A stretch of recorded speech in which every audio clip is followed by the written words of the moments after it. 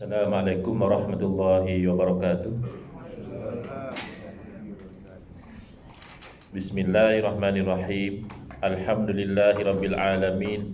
Wa afdalus salati wa atamut taslimi ala sayyidina Muhammadin wa ala alihi wa sahbihi ajma'in. Rabbi syrah li sadri wa yassir li amri wahlul 'uqdatam min lisani yafqahu qawli. Subhanaka la ilma lana illa ma 'allamtana innaka antal alimul hakim. Allahumma akhrijna min zulumatil wahmi wa akrimna bi nuril fahmi waftah alaina bi ma'rifatil ilmi wa sahhil akhlaqana bil hilm waj'alna mimman yastami'una al-qawla fayattabi'una ahsana. Allahumma ati nufusana taqwaha wa zakkiha anta khairu man zakkaha anta waliyuha wa maulaha. Allahumma arinal haqqa haqqan warzuqna ittiba'ah wa arinal batila batilan warzuqna ijtinabah. Allahumma anfa'na bima 'allamtana wa 'allimna ma yanfa'una wa zidna ilman wa huda. Amma ba'd. Alhamdulillah, tuan-tuan muslimin muslimat yang saya hormati, moga-moga kita semua dirahmati dan diberkati oleh Allah Subhanahu Wa Taala, dan moga-moga kita semua dikurniakan oleh Allah kefahaman yang baik di dalam urusan agama kita dan keikhlasan yang menyeluruh di dalam menuju kepada ridha Allah Subhanahu Wa Taala. Kerana kita sedar atau tidak, setiap dari kita sebenarnya akan dihitung dan ditentukan nasibnya oleh Allah Subhanahu Wa Taala. Manusia ni hanya sementara di atas dunia ini, mereka menilai kita, bahkan mungkin mengangkat kita, memuji dan sebagainya. Tetapi hakikat diri kita terbentang di hadapan Allah Subhanahu Wa Taala. Yang kedua, saya nak ucapkan ahlan wa sahlan wa marhaban bikum kepada yang baru hadir. Mungkin tadi disebut pelajar, kalau dalam istilah lama disebut sebagai penuntut, talib. Kerana orang yang menuntut ilmu itu, dia juga menuntut kebaikan dalam kehidupan dia sebenarnya. Dan sebagai sesi yang kedua, dan juga ada yang pertama kali, insya-Allah bermanfaat untuk saya sebut kembali apa yang saya sebut dalam sesi yang pertama dahulu, iaitu kepentingan untuk kita itu menjaga adab di dalam majlis ilmu. Kalaupun selepas ini tidak beruniform misalnya, untuk kelas ni hanya berpakaian kemas, adab masih yang sama. Uniform atau tak uniform, adab dalam majlis ilmu itulah yang menentukan sama ada ilmu itu membawa kebaikan atau sebaliknya. Bahkan Nabi SAW memohon lindung dengan Allah Subhanahu Wa Taala, Allahumma inni a'udzubika min ilmin la yanfa. Ya Allah, aku memohon lindung denganmu dari ilmu yang tidak bawa manfaat. Jadi ilmu itu bukan untuk diri ilmu, tapi ilmu itu sebagai alat untuk kita mendapat kebaikan. Jadi saya kongsikan 3 adab yang zahir dan 1 adab yang batin, yang mana insya-Allah tuan-puan dapat amalkan di mana-mana majlis ilmu yang tuan-puan hadir. Pertama dari adab yang zahir adalah memilih cara duduk yang sesuai dengan majlis ilmu. Kalau di dalam ruang kita ni tidak ada banyak pilihan lah, dah disediakan kerusi, macam inilah kita duduk. Tetapi kalau di masjid misalnya, tuan-puan hadir ke kuliah atau majlis ilmu di masjid, maka pilihlah salah satu dari 3. Kalau tidak ada keuzuran, yang paling cantik namanya duduk iftirash, iaitu duduk macam tahiyat awal, atau duduk macam antara 2 sujud. Bahkan saya perhatikan guru saya, Tuan Guru Syekh Nuruddin Al-Banjari Al-Makki hafizahullah ta'ala, ketika beliau menyampaikan ilmu pun beliau duduk begitu. Tapi saya cuba lepas 10-15 minit macam kaki tu tak ada kebas.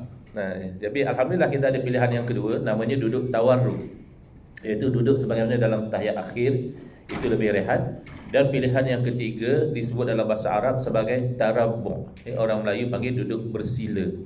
Ini barangkali cara duduk yang paling rehat. Apapun kalau kita lengah, kita tukar-tukar antara 3 cara duduk ini. Elakkan dalam majlis ilmu, seumpama melunjurkan kaki. Mungkin tuan-puan perasan di masjid, ada setengah dia tak perasan majlis ilmu, dia selamba lunjur kaki macam itu, itu kuranglah dari segi adabnya. Yang kedua, kita berikan sepenuh perhatian kepada majlis ilmu yang sedang berjalan, Pertama, dengan tidak kita tu bersembang-sembang, berlawak jenaka, ataupun di zaman moden ini, iaitu tidaklah kita tu sibukkan diri kita dengan gadget, dengan handphone, ya. Maka yang paling cantik kalau kita mampu offkan handphone tersebut. Tapi kalau tak mampu, mungkin kerana kita on call atau setengah standby atau apa, kita silentkan, supaya bunyi daripada handphone itu tidak mengganggu majlis ilmu yang sedang berlangsung. Yang ketiga, kita hormati apa-apa yang ada kaitan dengan ilmu. Bukan sahaja manusia yang menyampaikan, yang kita panggil dia cikgu, ustaz, pensyarah, kiai, maulana, syekh dan sebagainya. Bahkan makhluk yang tidak bernyawa.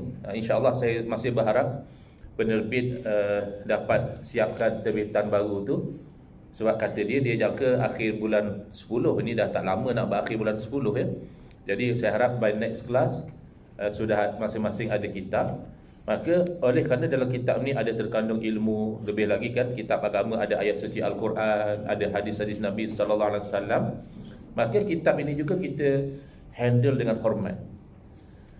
Kita tidak letak handphone, kunci kereta dan sebagainya, apatah lagi letak di atas lantai. Sebaliknya, kalau di sini di meja lah. Kalau di masjid, kita ribai atau kita letak di atas rehan sebagai tanda kita memuliakan ilmu. Ini 3 adab yang zahir. Cara kita duduk, orang dapat nampak. Adakah kita asyik bersembang, bermain telefon, juga orang tahu. Adakah kita ada hormat kepada guru, kepada peralatan pengajian kita, juga orang boleh rasakan. Tapi ada satu adab, ini batin. Ini tak ada orang lain tahu. Ini hanya rahsia antara kita dengan Allah. Apa dia? Kita ikhlaskan niat kita semata-mata kerana Allah. Ya Allah, aku berada dalam majlis ilmu pada saat ini. Moga-moga dengan itu engkau redha kepada saya. Mungkin pada peringkat awal sebahagian hadir kerana jabatan arahkan ataupun bagi jemputan. Tak tolak jemputan macam tak kena pula, hadir je lah. Mungkin peringkat awal ada bercampur bau. Tapi seterusnya tu kita cuba murnikan niat kita tu 100% supaya itu menjadi amal soleh di sisi Allah Subhanahu Wa Taala, ya. Jadi moga-moga Allah berikan taufik hidayah pada kita semua untuk kita itu bukan saja berilmu, bahkan beradab di dalam beragama. Baik. Jadi kitab ini dipilih. Kekeliruan umat inilah jawapannya, susunan Al-Fadil Ustaz Muhadhir bin Haji Jul Hafizahullah. Mungkin sebahagian pernah dengar kuliah-kuliah beliau dalam radio dan TV. Adalah kerana terkandung dalam kitab ini isu-isu yang kerap menjadi kekeliruan dalam masyarakat, bahkan menjadi punca perbalahan. Dan bahkan sebahagiannya, sebab saya juga pernah terlibat dengan panel dipanggil deradikalisasi orang-orang yang terpengaruh dengan ISIS, dengan Daesh dan sebagainya. Itu rupanya berpunca daripada salah faham benda-benda macam ini. Kemudian tidak dirawat, tidak dikawal, akhirnya membawa kepada ekstremisme yang lebih teruk, iaitu sudah pergi kepada terorisme, sudah pergi kepada nak menjalankan aktiviti keganasan. Jadi eloklah kita sama-sama fahami isu ni. Sekurang-kurangnya kita boleh sampaikan keterangan ini kepada orang-orang terdekat dengan kita, rakan setugas, saudara-saudara kita, jiran tetangga kita. Bab yang pertama yang kerap menimbulkan kekeliruan adalah bab bid'ah. Bulan ini, khususnya maksud saya bulan Rabiul Awal ini, saya perhatikan suasana sangat meriah dengan sambutan Maulidur Rasul, ya. Bahkan semalam pun saya masih lagi dijemput menyampaikan ceramah khas Maulidur Rasul di Kajang. Sedar atau tidak, ada segelintir ahli masyarakat yang menganggap perbuatan kita menyambut Maulidur Rasul itu sebagai perbuatan yang sesat. Maka memandang kita ini sebagai orang yang sesat, yang akan masuk ke dalam neraka.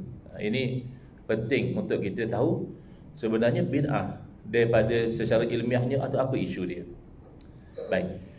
Saya ulang, kerana untuk manfaat rakan-rakan yang baru hadir kali pertama. Apa-apa yang kita nak bincang, kita kena ingat takrif dahulu. Kalau kita tak define betul-betul isu yang kita bincangkan, nanti ke sana kemari. Baik, bid'ah itu apa dia? Bid'ah ini adalah satu perkara baharu yang tidak pernah dibuat sebelumnya. Asalkan dulu tak ada, sekarang baru ada, maka namanya bid'ah. Sebagai contoh mudah ya. Pertama kali warga negara yang berusia 18 tahun tapi belum 21 tahun dibenarkan mengundi dalam PRU 15. Maka dari segi bahasa, mengundinya yang 18 sebelum dari 21 itu adalah bid'ah. Sebab kita buat satu benda yang belum dibuat sebelum ini. Sebelum ini hanya yang 21 ke atas saja. Okey. Ataupun misalnya katanya katakan tak ada lagi yang namanya kereta terbang. Kalau kapal terbang dah ada. Kereta terbang belum ada lagi. Lalu pertama kali orang cipta kereta terbang, Masya Allah kan senang kalau jam kita terbang saja. Kalau dia roadblock pun kita terbang saja. Rupa-rupanya polis pun ada kereta terbang lagi canggih ya. Jadi pertama kali diciptakan kereta terbang, dari segi bahasa itu namanya bid'ah. Kalau tuan-puan masih ingat masa pandemik COVID-19 sedang memuncak, kita juga buat bid'ah dalam ibadah solat, iaitu kita solat jarak antara satu orang dengan satu orang ya. Kenapakah mufti-mufti kita tidak melarang? Ada sebabnya di sini, iaitu tidak semua perkara yang bid'ah itu hukumnya haram. Berbeza dengan sebahagian daripada yang sudah keliru, mereka menganggap kalau bid'ah saja mesti haram. Baik. Jadi maksud bid'ah buat satu benda baru dulu tidak ada.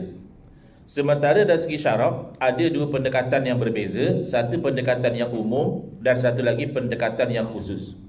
Pendekatan sahaja berbeza. Natijah akhir the practical consequence sama. Dari segi praktikal sama je. Okey, saya nak bagi contoh supaya kita mudah faham.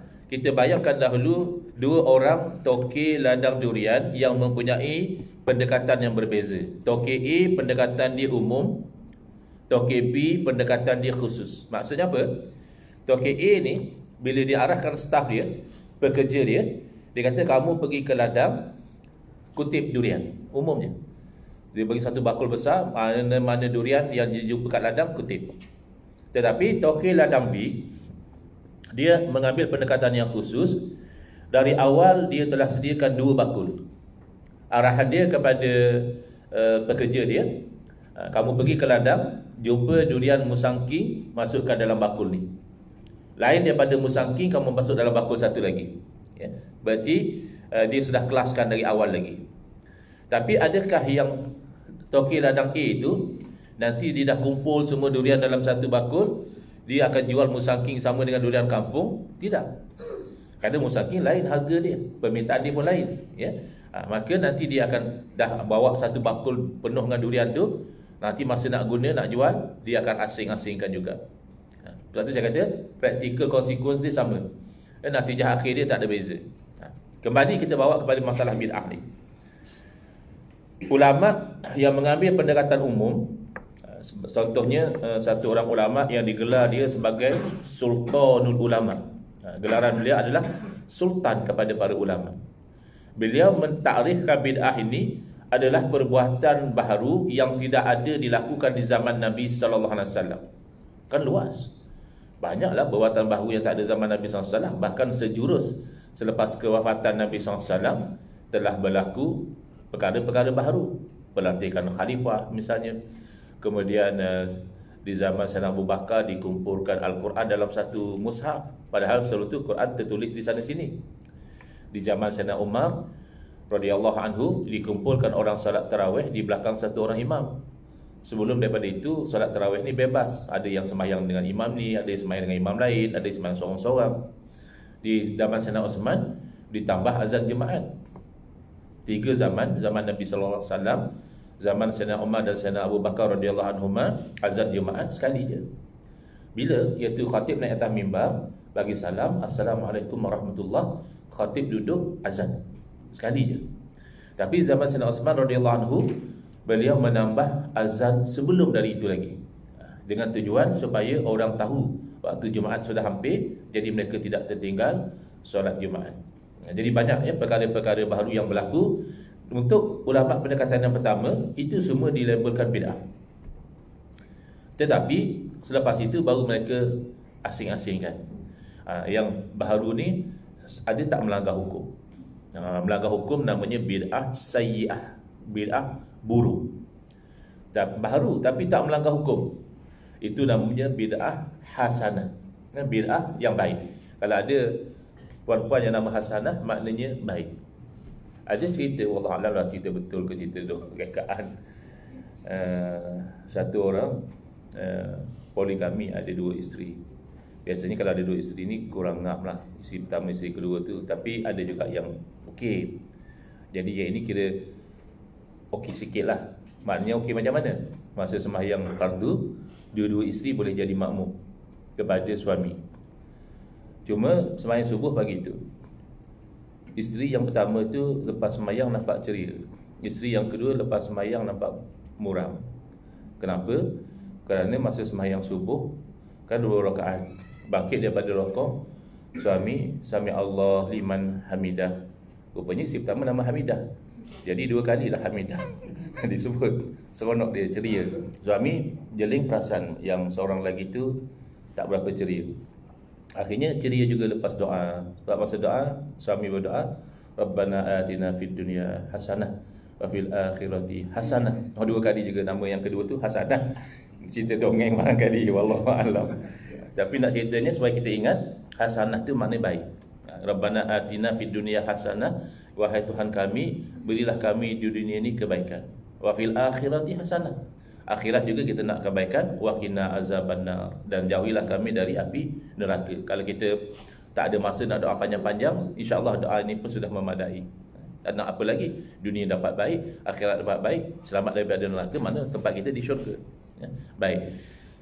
Sementara ulama pendekatan yang kedua, seperti Al-Imam Ibn Rajab Al-Hambali rahimahullah ta'ala, dia mengambil pendekatan dari awal. Dia telah sediakan 2 kategori. Kategori pertama adalah perkara baharu, yakni bid'ah, yang bila kita cek, ulama-ulama cek, tak ada dalil yang menyokong. Yang ini mereka namakan bid'ah. Kenapa? Tak ada dalil. Sementara perkara-perkara baharu yang bila ulama cek dan semak, mereka dapati disokong oleh dalil, maka yang itu mereka tidak namakan bid'ah. Dari awal mereka tidak namakan bid'ah. Ini pendekatan khusus, mana ada 2 bakul dari awal. Tapi natijah akhirnya sama. Yang dinamakan bid'ah sahaja oleh ulama pendekatan yang kedua ni, yang tak ada dalil ni, itulah bid'ah sayyi'ah, bid'ah buruk di sisi ulama pendekatan yang pertama. Yang tidak dinamakan bid'ah langsung ni, kenapa? Kerana ada dalil yang menyokong. Contohnya macam kita sembahyang jarak-jarak. Kalau nak cari dalil yang khusus Nabi SAW sembahyang jarak-jarak, memang tak ada. Atau Nabi SAW suruh kita sembahyang jarak-jarak, memang tak ada. Habis ulama-ulama berani benarkan kerana ada dalil bahawa Nabi SAW bersabda, la darara wa la dirar. Tidak boleh kita itu menyebabkan kemudaratan atau membiarkan kemudaratan berlaku. Jadi data dan fakta yang dibentang kepada mufti-mufti kita pada masa itu, kalau duduk jarak dekat antara satu sama lain, kemudaratannya adalah risiko jangkitan COVID-19. Lebih-lebih lagi pada masa itu, kita masih ingat, kalau jangkit COVID-19 ni ibarat kata maut tu mengintai-intai. Sekarang dah jadi macam biasa pula ya. Kena COVID, ya kuarantin sendirilah, berapa hari dah sihat. Nah, rupanya masya-Allah, body kita ni Allah jadikan ada sistem yang mana bila dia dah encounter ancaman tu, dia dah develop satu bentuk pertahanan. Dia jadi makin immune ya. Baik. Selesai. Jadi kesimpulannya, dari segi teknikal, kalau dari segi literal, asal benda tu baru dulu tak ada, namanya bid'ah. Dari segi teknikal, ulama ada 2 pendekatan. Pendekatan umum, tak ada zaman Nabi, namanya bid'ah. Lepas tu tengoklah, kalau disokong oleh dalil, hasanah. Tak disokong oleh dalil, sayyi'ah. Ulama pendekatan yang kedua, dia tengok awal-awal, disokong oleh dalil atau tidak. Tak disokong, itulah bid'ah. Oh, ada sokongan dalil, jangan namakan bid'ah. Jadi tidak perlu berbalah lah, istilah yang berbeza itu biasa. Yang penting isi dia sama. Kemudian pembahagian bid'ah. Al-Imam Syafi'i rahimahullah ta'ala, imam kita sendiri, dan Imam Syafi'i ini termasuk generasi yang dipanggil generasi salaf.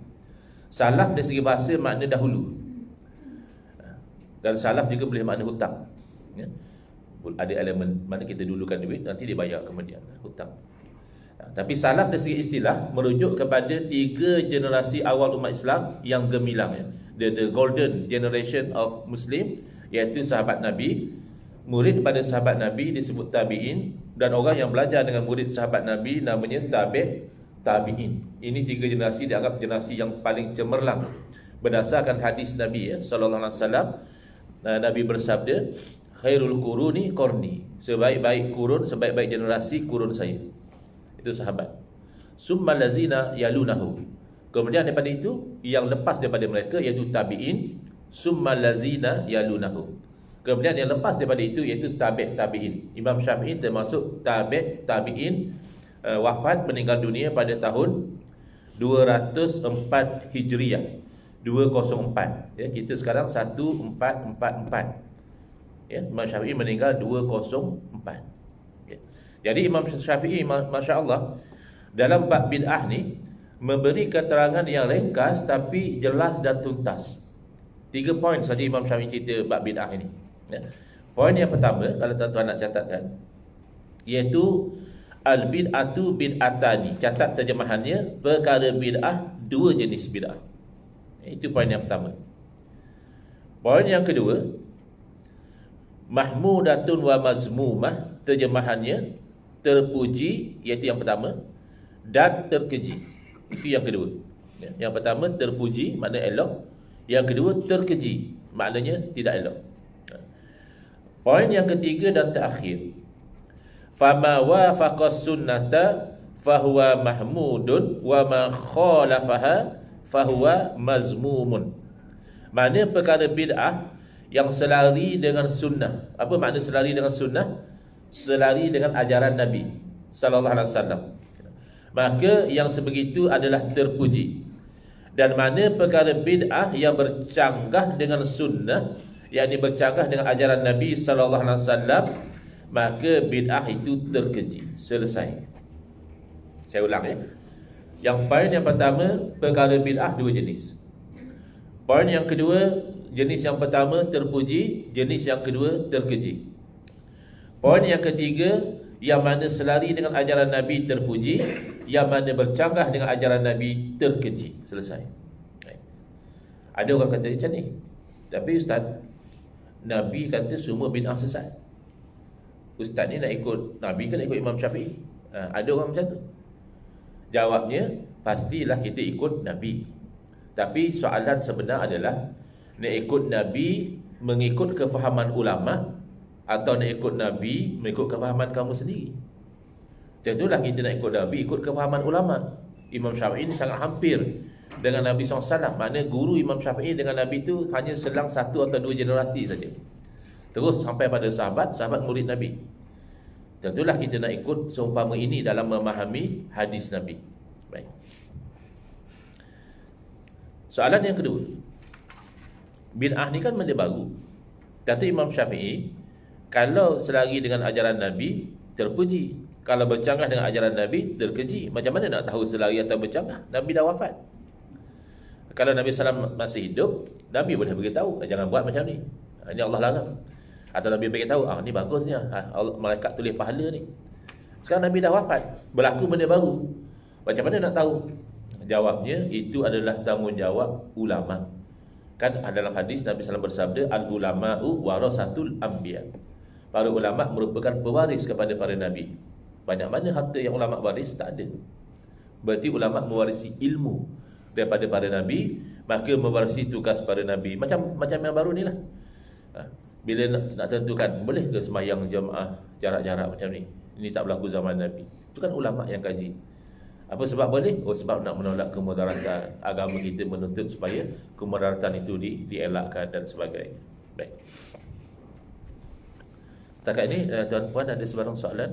Kalau tak ada, saya nak move kepada perbincangan selanjutnya. Baik. Ada? Boleh. Seterusnya, pembahagian yang dibuat oleh Imam Syafi'i rahimahullah ta'ala itu, membahagikan bid'ah kepada 2 itu dipersetujui oleh hampir semua ulama' sejak dari dulu sampai sekarang. Antara ulama' terkenal yang setuju dengan pembahagian Imam Syafi'i rahimahullah ta'ala, kalau tuan-tuan ada kitab nanti ada tercatat, tak perlu tulis. Al-Imam Ibn Abdul Bar dalam kitab Al-Istizkar, Imam Al-Ghazali dalam Ihya Ulumuddin, Imam Ibnul Athir dalam An-Nihayah, Imam Izzuddin bin Abdul Salam, Imam Izzuddin bin Abdul Salam dalam Qawaidul Ahkam, Imam Nawawi dalam Tahzibul Asma'i wal Lughat, Imam Ibn Hajar Asqalani dalam Fathul Bari. Fathul Bari ni syarah kepada Sahih Bukhari.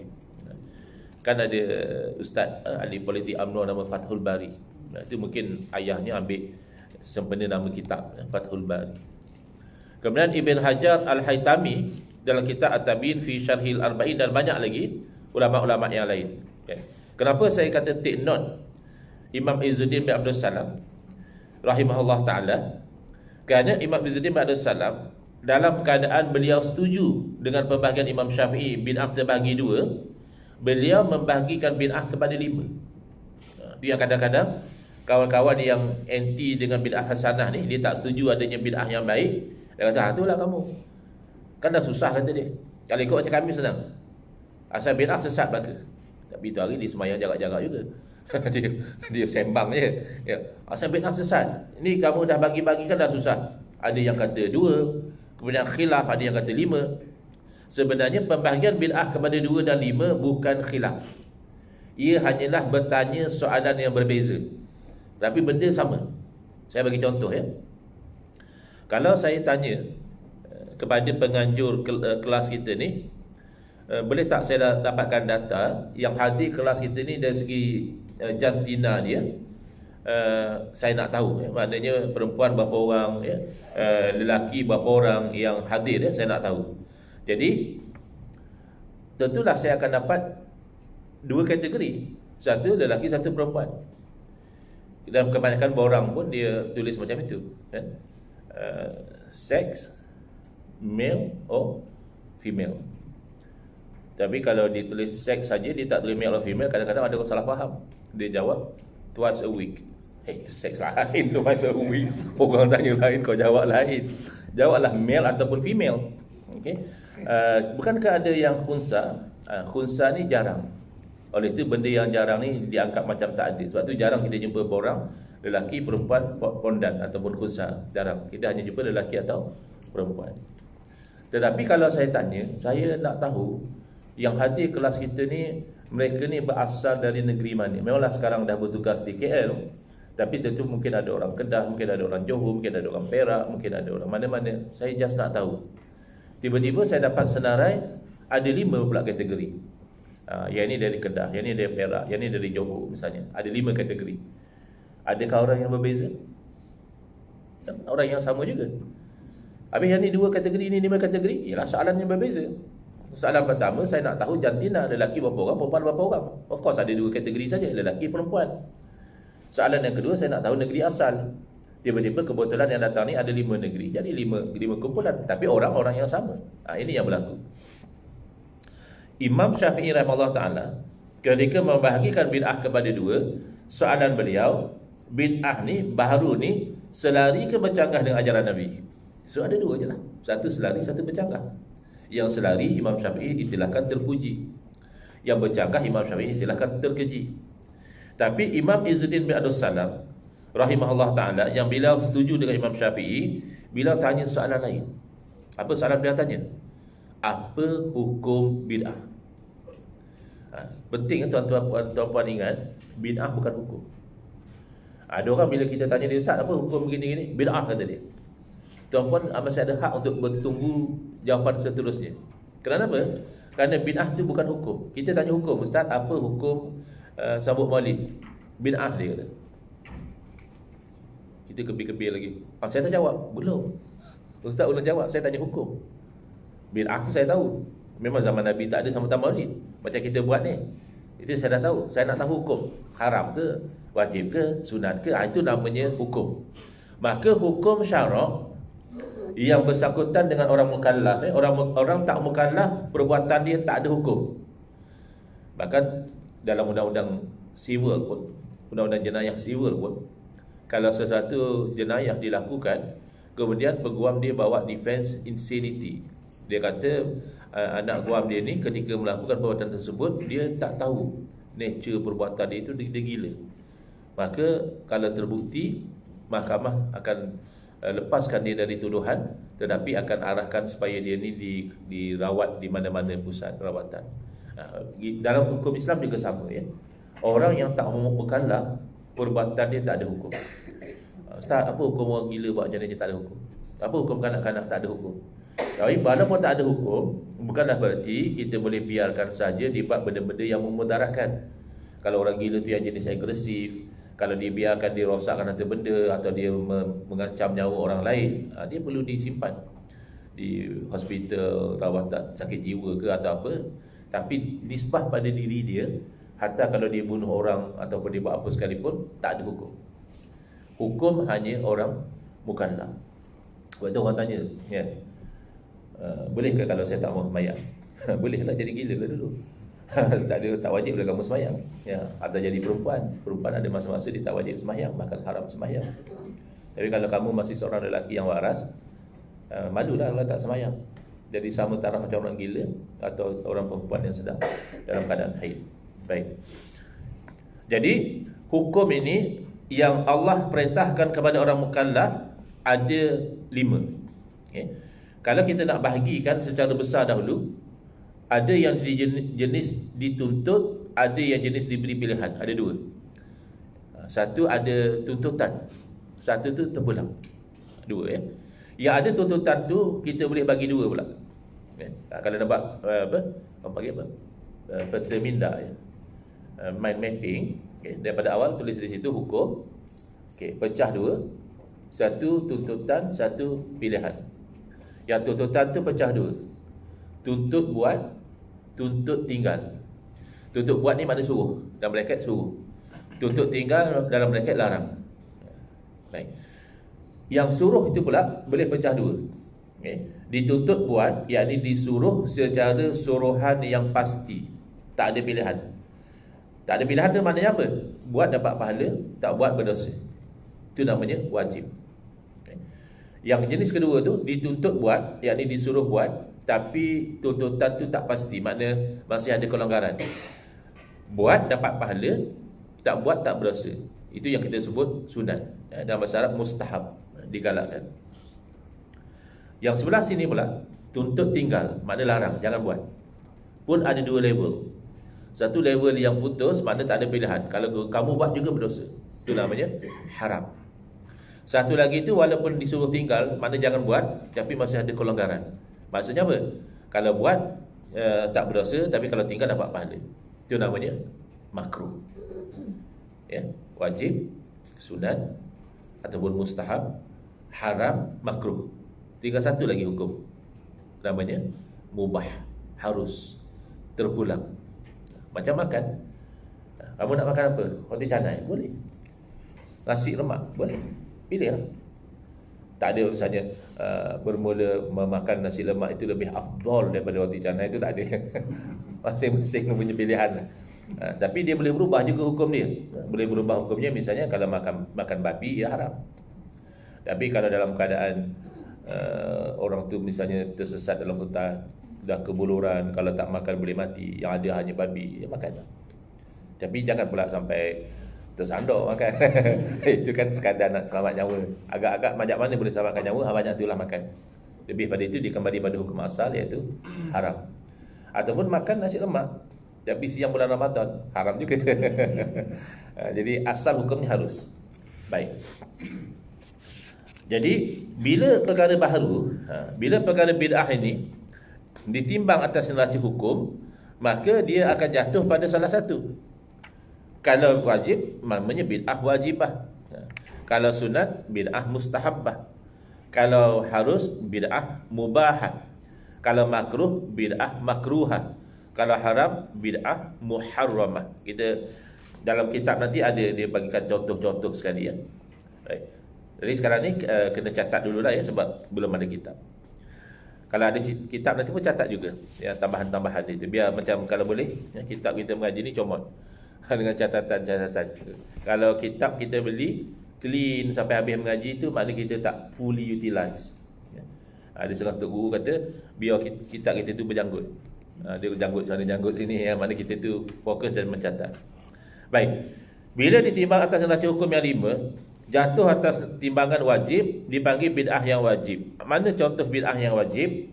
Iaitu misal belajar nahwu ataupun grammar bahasa Arab untuk orang yang nak faham Quran hadis. Zaman Nabi mana ada sahabat belajar nahwu, belajar grammar bahasa Arab? Tak ada. Tapi memanglah mereka dah mahir grammar sebab mereka memang native speaker, dari awal lagi mereka dah tahu. Tapi bila Islam berkembang, kan ramai juga orang yang non-Arab masuk Islam. Dan di kalangan yang non-Arab ni sebahagiannya tu nak jadi ulama. Mereka tu nak faham Quran hadis. Maka untuk mereka wajib belajar nahwu bahasa Arab. Sebab apa? Dia ada satu kaedah besar ya, supaya kita faham. Kaedah ni dalam bahasa Arab disebut ma la yatimul wajibu illa bihi fahuwa wajib. Apa satu perkara yang tidak sempurna sesuatu kewajipan kecuali dengan perkara tersebut, maka perkara itu dia menjadi wajib juga. Asalnya tak wajib ya. Misalnya asalnya tak wajib pun ada pasukan polis. Tak ada dalil kata mesti ada pasukan polis. Tapi menjaga keselamatan wajib tak wajib. Mengelakkan orang bunuh orang wajib. Dan tak sempurna kewajipan itu kecuali ditubuhkan satu pasukan yang mengawal perkara-perkara ini, maka menubuhkan itu betulkan jadi wajib. Pada saja tidak. Jadi sama tadi. Sebenarnya tak wajib belajar nahwu bahasa Arab. Yang wajib apa? Yang wajib beramal dengan Quran dan hadis. Bolehkah kita beramal dengan Quran hadis kalau apa yang Quran hadis cakap kita pun tak faham? Tak boleh lah.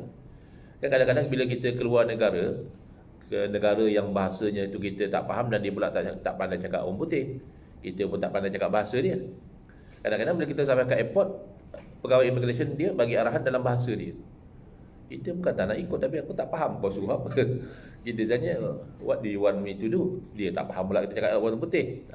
Jadi poinnya adalah nak beramal kena faham.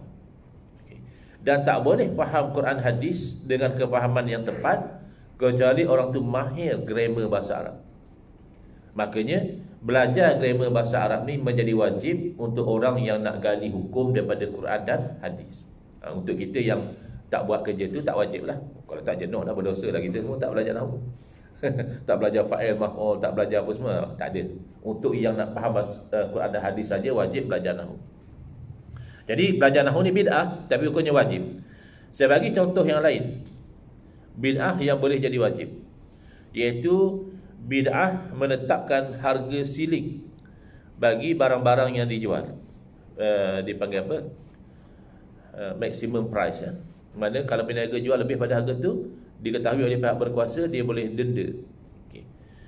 Perbuatan itu adalah bid'ah. Bahkan bukan setakat bid'ah maknanya Nabi tak buat.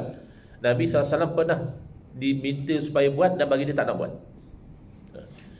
Masa harga barang naik di zaman Nabi SAW, hati-hati juga ya. Di musim-musim PRU ni kadang-kadang macam-macam janji ditaburkan ya. Kalau pilih saya, harga barang turun. Harga barang naik turun bukan ada kaitan dengan perubahan kerajaan semata-mata. Dia ada kaitan dengan demand and supply. Dia ada kaitan dengan suasana politik luar negara. Negara supplier tu ada masalah dan sebagainya. Dia banyak faktor. Jadi zaman Nabi SAW pun berlaku kenaikan harga barang. Lalu ada satu sahabat berjumpa dengan Nabi SAW. Dia minta, wahai Rasulullah, tolonglah tetapkan harga. Yang tak tahan harga barang naik. Nabi SAW tak mahu. Dan Nabi SAW bagi sebab kenapa tak mahu. Nabi bagi tahu, saya tak nak jumpa Allah dalam keadaan saya ada menzalimi orang, baik pada darah dia, mana pernah pukul orang, cederakan orang dan sebagainya, atau pada harta dia. Jadi difahami di situ bahawa menetapkan harga ceiling itu zalim. Zalim kepada harta peniaga. Sebab pada zaman itu biasalah bila kemarau panjang, hujan tak turun, tanaman kurang menjadi, hasil kurang, permintaan tinggi, bekalan kurang, automatik harga naik. Tengok durian sudah. Durian masa belum musim bukan main mahal lagi. Berkira kita nak beli. Tapi kalau isteri mengidam, ya belilah juga. Mengidam ni kadang terpaksa berkorban lah. Tapi kalau boleh kita beli time supply dia dah banyak. Itu kadang-kadang lebih bang, RM10 seplastik. Masya-Allah. Ya. Jadi Nabi SAW tak mahu kerana bila dalam keadaan macam itu, permintaan tinggi, supply kurang, memang peniaga terpaksa jual mahal. Dia pun nak dapat barang susah. Kalau kita kata tak, kamu tak boleh jual lebih pada harga sekian, kita zalim pada dia. Tetapi kenapa para alim ulama lama selepas daripada kewafatan Nabi SAW berfatwa bahawa pemerintah boleh, bahkan ada kalanya wajib menetapkan harga sili. Dan jelas-jelas Nabi tak nak buat. Bukan setakat bid'ah, Nabi tak nak buat. Kerana para ulama mereka tidak kaku, tidak beku dalam menilai keadaan. Jadi mereka nilai keadaan itu sudah berubah. Zaman Nabi SAW, kenaikan harga barang disebabkan sebab-sebab semula jadi. Kurang hujan, tanaman kurang, hasil kurang, so barang harga naiklah. Zaman mereka tidak. Zaman mereka, kenaikan harga barang disebabkan oleh ketamakan peniaga. Peniaga sebenarnya ada barang, tapi apa yang dia buat, dia monopoli market dulu. Mana dia jadi sole distributor, dia jadi pengedar tunggal. Kalau dia salah seorang pengedar, tak jadi taktik tu. Kalau kau naikkan harga barang, orang beli pada supplier lain. Dia akan jadi pengedar tunggal dahulu. Bila dia dah pegang market, masa tu dia naikkan harga barang sesuka hati. Jadi kata para alim ulama, yang wajib dibuat adalah mengelakkan kezaliman. Zaman Nabi SAW, cara nak elakkan kezaliman, jangan tetapkan harga, biar market tentukan harga. Sebab kalau kamu tetapkan harga, kamu menzalimi peniaga. Zaman kita, cara nak elakkan kezaliman adalah kita kena tetapkan harga. Kalau tidak, peniaga akan menzalimi pengguna. Jadi walaupun bid'ah, penetapan harga itu boleh berubah hukum jadi wajib. Contoh kedua, iaitu bid'ah yang sunat. Apa dia? Seperti mendirikan sekolah dan tempat pengajian bagi tujuan menuntut ilmu. Kenapa tak wajib? Tadi Ustaz kata kalau nak faham Quran hadis tak boleh faham kecuali dengan bahasa tahu nahwu Arab, wajib belajar nahwu Arab.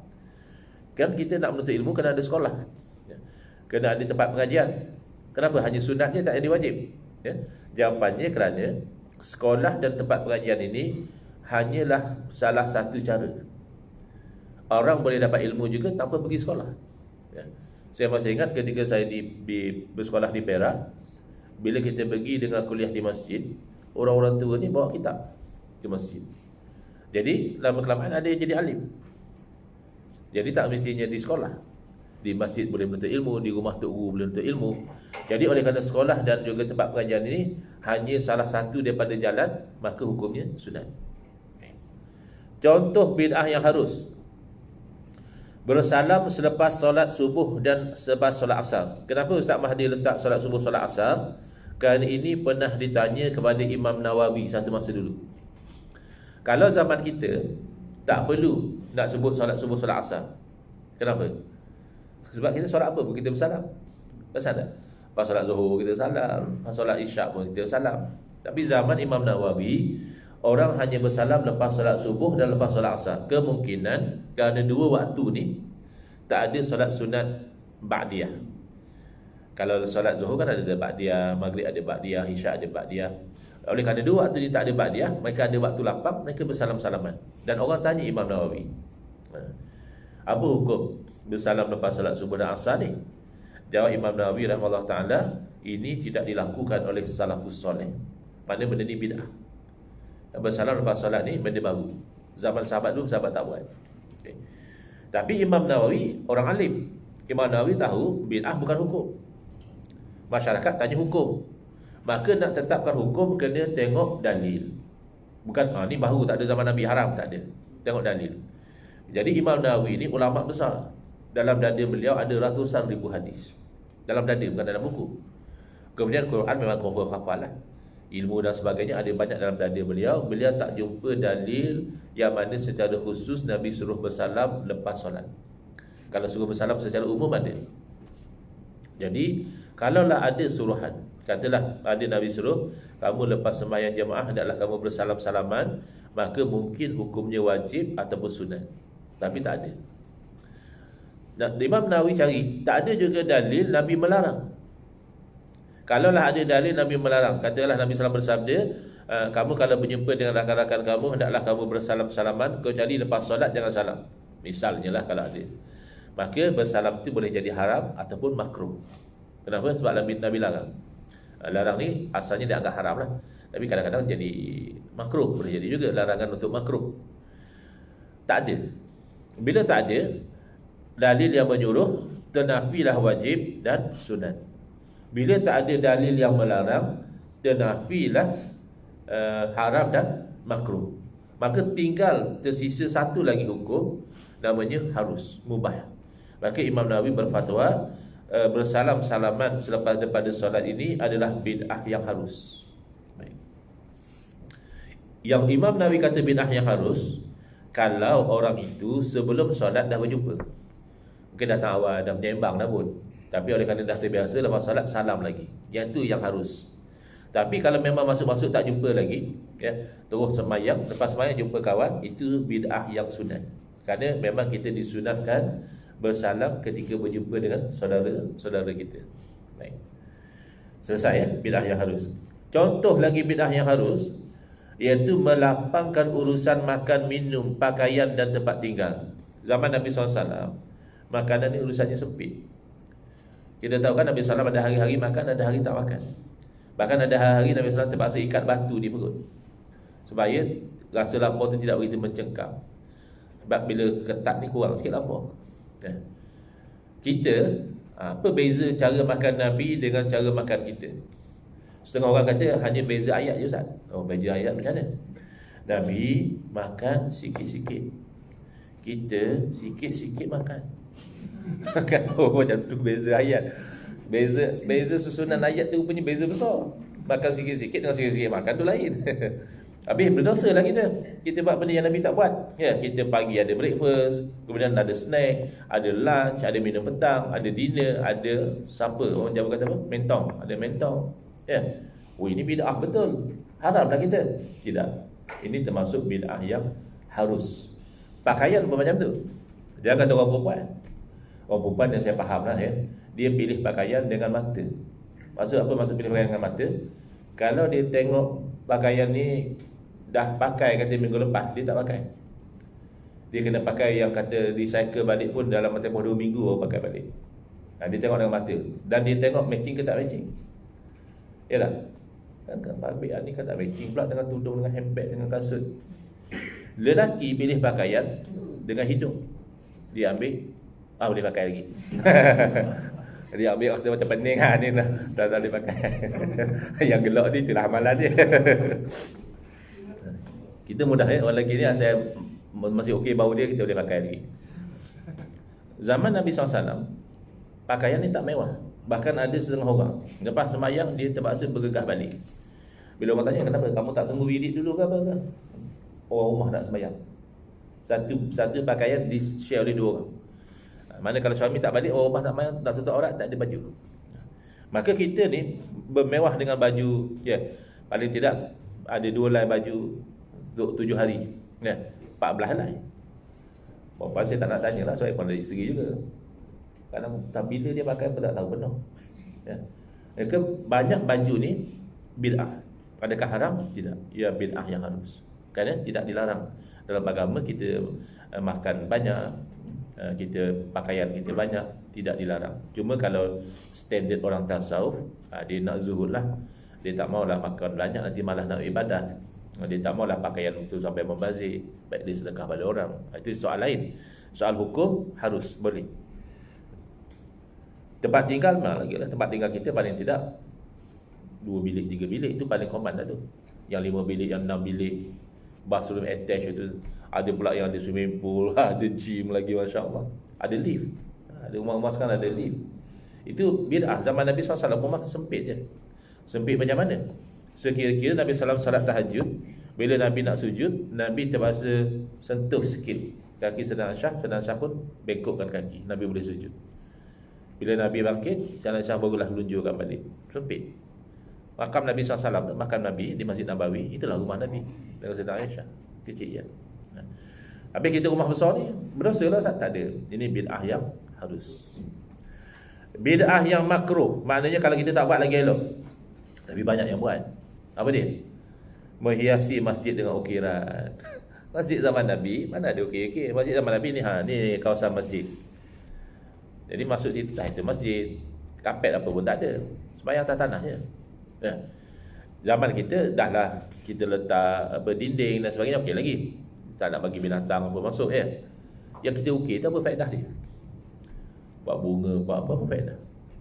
Tak ada kaitan pun dengan fungsi masjid. Fungsi masjid ibadah, ilmu. Adakah dengan ada ukiran tu kita lebih khusyuk? Bahkan sebaliknya. Kadang-kadang setengah orang dia daripada Allah Akbar masjid tu tak biasa datang, first time datang. Lepas takbir lah, macam cantik ukiran masjid ni. Agak siapa kontraktor ni? Kalau murah nak juga buat rumah aku. Sampai bagi salam. Duk mikir pasal ukiran. Maka benda-benda yang dibuat di masjid yang tak ada kaitan dengan fungsi masjid, maka ialah bid'ah yang makruh. Termasuk chandelier. Kalau chandelier itu hanya untuk hiasan, makruh. Jadi sarang burung, sarang cicak tu makruh. Tapi kalau memang untuk menerangi masjid, itu tak apa. Aircon bid'ah juga, tapi itu untuk orang selesa. Kapet bid'ah juga, tapi selesa semayang atas kapet. Tapi yang tak ada kaitan dengan fungsi masjid, makruh. Baik, yang terakhir, iaitu bid'ah yang haram. Berarti kalau buat berdosa. Yang diberi contoh dalam buku ini adalah bid'ah dalam akidah, iaitu bid'ah fahaman Qadariyah dan Jabariyah. Bid'ah dalam akidah, tuan-tuan kena ingat, tak ada hasanah. Yang kata bid'ah terpuji, bid'ah hasanah, itu dalam amalan. Amalan tak ada zaman Nabi, tapi bila dicek tak melanggar syarak, boleh hasanah. Tapi kalau akidah tak mungkin ada bid'ah hasanah. Kenapa? Akidah ni kepercayaan. Bid'ah ni benda baru. Bid'ah dalam akidah berarti kepercayaan kita berlain daripada kepercayaan Nabi. Kalau kepercayaan kita sama dengan Nabi, orang tak bagi bid'ah. Boleh ke kepercayaan lain daripada kepercayaan Nabi itu jadi hasanah? Tak mungkin. Maka paling tidak bid'ah dalam akidah membawa kepada dosa besar, orang tu wajib bertaubat. Dan sebahagian bid'ah dalam akidah bawa kepada kufur, jadi kafir. Contohnya bid'ah Qadariyah. Qadariyah ni dinafikan takdir Allah. Dia kata Allah cipta manusia, lepas itu manusia buat apa tu bukan takdir Allah, manusia buat sendiri. Mana Allah pun tak tahu kita nak buat apa. Lepas kita buat baru Allah tahu. Ini bid'ah bawa kepada kufur. Kerana menafikan takdir Allah, menafikan ilmu Allah, ya kafir. Ada juga bid'ah tidak sampai jadi kafir tapi berdosa. Seperti bid'ah Jabariyah. Jabariyah ni dia terbalik pada Qadariyah. Qadariyah kata manusia cipta Allah, perbuatan manusia itu manusia sendiri, tak ada kena-mena dengan Allah. Jabariyah terbalik pula. Manusia cipta Allah, manusia ni tak ada perbuatan. Apa saja semua perbuatan Allah belaka. Berarti kita ni macam bulu ditiup oleh angin je. Natijahnya dia menyalahkan takdir. Contoh dia jenis tak semayang. Lalu kita nasihat dia, kata bang, abang bukannya muda lagi, bukan remaja lagi, umur dah 40 lebih, bawa-bawa dah semayang. Macam mana Ustaz? Saya ni memang Allah dah takdirkan tak semayang. Macam tu. Allah dah takdirkan saya berjudi, Allah dah takdirkan saya minum arak. Nak macam mana? Redha je lah. Orang macam ni kalau kita berani, agak-agak tak ada risiko, cuba menampar dia sekali. Cuba terpeling dia, tengok dia macam mana respon dia. Pasti dia marah. Dia kata apa ustaz macam ni? Ustaz sepatut berhikmah, bukan tampar orang macam ni. Sabarlah bang, ya Allah dah takdirkan saya tampar awak ni. Buat awak tak faham, saya boleh tambah lagi. Kan akhirnya dia pun tak boleh terima juga hujah dia sendiri. Dan bahkan dia ni hanya time nak mengelak dengan agama je dia guna hujah tu. Cuba time dia lapor, ada dia kata, nak macam mana ustaz, memang minggu ni Allah takdirkan saya lapor. Tak ada, time tu lapor, time tu juga cari nasi. Time tu lapor, time tu juga cari roti canai. Ini bid'ah dalam akidah. Bid'ah dalam akidah ni haram. Banyak sebenarnya bid'ah dalam akidah ni banyak. Itu nak kena mengaji akidah lah pula satu masa nanti. Kata tuan, biarlah kita habis kitab. Kalau boleh, biarlah kita terus habis kitab pun kita buka kitab baru. Sebab saya sendiri dalam WhatsApp saya kan ada status, ada apa? Kita boleh tulis apa kat WhatsApp? In gym, busy kan. Untuk WhatsApp saya tulis, learning is a lifelong process. Belajar ni adalah selagi hidup. Lagi kita hidup, takkan habis proses kita belajar. Ada saja ilmu yang kita belum tahu, yang kita sepatutnya tahu. Baik. Contoh bid'ah yang haram dalam amalan, contohnya adalah seperti wanita menjadi imam salat jemaat kepada lelaki. Saya bagi contoh yang betul-betul berlaku. Ini pensyarah saya dulu masa di UAE, Dr. Aminah Wadud, ya. Dia kuat dengan fahaman feminism, liberalism. Jadi dia jadi imam, lelaki jadi makmum salat jemaat. Itu bid'ah yang haram. Kemudian ada satu kolumnis Malay Mail Online, nama Farouk. Dia mencadangkan solat jemaat dilakukan pada hari Sabtu. Kerana kata dia hari Jumaat tu orang kerja, hari Sabtu orang cuti. Jadi kalau hari Jumaat kurang produktif lah, jam dan sebagainya. Buat solat jemaat hari Sabtu. Tapi setahu saya tak ada sambutan lah cadangan dia tu. Kalau ada, tu hukumnya haram. Contoh yang benar-benar berlaku, di Pulau Pinang ada satu ajaran namanya ajaran taslim. Ajaran ni sembahyang pun dia hanya ada rukun qalbi je. Tanya, kamu tak sembahyang ke? Dah, tak nampak pun. Saya niat. Innamal a'malu binniyat, kata dia. Hanya saja amalan dengan niat. Elok orang ni kita jemput kita ke rumah, ajak makan. Orang lain kita jamu, dia bagi pinggan. Apa kamu tak hidang saya? Kamu niat je lah apa kamu nak makan. Kamu kan boleh pakai niat. Berani kamu niat, berani. Orang lain pasal tak boleh pakai niat, saya jamu. Macam-macam. Jadi apa antara bid'ah yang haram yang mereka buat, iaitu ibadah haji di Pulau Pinang. Sedangkan ibadah haji ni dia diikat dengan tempat. Memang ada ibadah yang tak diikat dengan tempat, macam solat. Solat asal masa waktu. Kamu nak solat di Sentul boleh, nak solat di Gombak boleh, nak solat di London, di Bangkok pun boleh. Bukan cakap boleh, wajib. Bila waktu wajib sembahyang, walaupun di London, walaupun di mana, Washington. Tapi haji tak boleh.